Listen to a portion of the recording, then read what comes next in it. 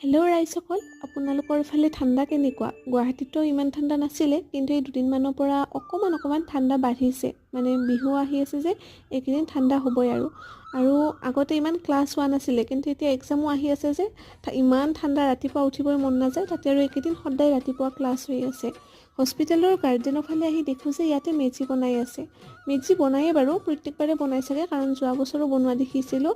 আৰু কুকুৰটোক চাওকচোন, ইমান আৰাম পাইছে, ধুনীয়াকৈ খেৰৰ ওপৰত শুই আছে। তাতে আৰু অলপমানকৈ ৰ'দ দি আছে। অলপ পিছত যে চাওঁ মেজিটো বনোৱা হৈ গ'ল। আপোনালোকৰ বিহুৰ প্ৰিপেৰেশ্যন কেনেকুৱা? লাৰু পিঠা বনালে নে নাই? তাৰপাছত এয়া আমি গাৰ্ডেনত আহি মিছালি খালোঁ। এনেই ঠাণ্ডা বতৰ একো খাব মন নাযায়। আৰু এয়া মোৰ পাৰ্চেল এটা আহিছিলে, মানে মোৰ ক্ষীণোৱাৰ একদম অশেষ প্ৰচেষ্টা চলি আছে। চিয়া চিডছ অৰ্ডাৰ দিছিলোঁ, শুনিছোঁ এইটো বোলে মানুহ ক্ষীণায়। তাৰপিছত চাওকচোন, চিয়া চিডছ খালে কি হ'ব? ৰাতি আৰু সেই বাৰ্গাৰে খালোঁ, ক'তনো ক্ষীণাম আৰু। আপোনালোকৰো এনেকুৱাই নে?